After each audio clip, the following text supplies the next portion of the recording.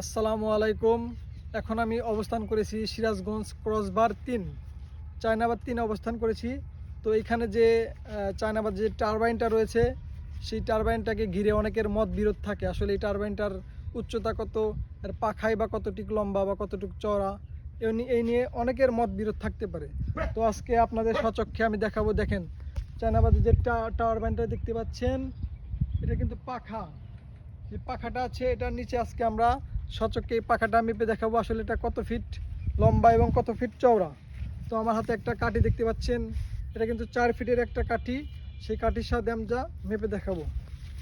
আসুন, আমি এখান থেকে শুরু করছি।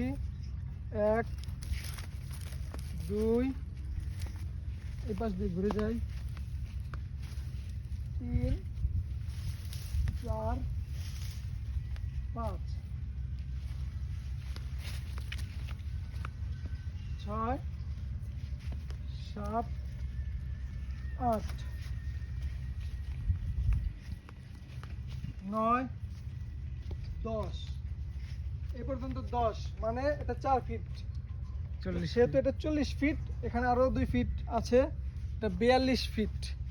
আসলে চায়নাবাদের যে টারবাইন আছে সেই টারবাইনের পাখাটা 42 ফিট লম্বা এবং চওড়া। যদি আপনারা দেখতে পাচ্ছেন এখানে চওড়া প্রায় 3 ফিট, এই গোড়ার দিকটা 3 ফিট চওড়া। তো আপনারা এই নিচ থেকে দাঁড়িয়ে কিন্তু সেই পাখাটার দিকে তাকিয়ে কিন্তু আন্দাজ করতে পারেন না আসলে এই পাখাটা কতটুকু লম্বা এবং কতটুকু চওড়া। তো আমরা আজকে সচক্ষে এটা মেপে দেখলাম, এটা 42 ফিট লম্বা এবং 3 ফিট চওড়া, মাঝখানের দিকটাতে 3 ফিট চওড়া। তো এই ছিল আজকে আমাদের সিরাজগঞ্জ ক্রসবারের 3-এর এই টারবাইন নিয়ে ভিডিও। আশা করি আপনারা ভিডিওর মাধ্যমে এই টারবাইন সম্পর্কে কিছু তথ্য পেয়েছেন। ধন্যবাদ।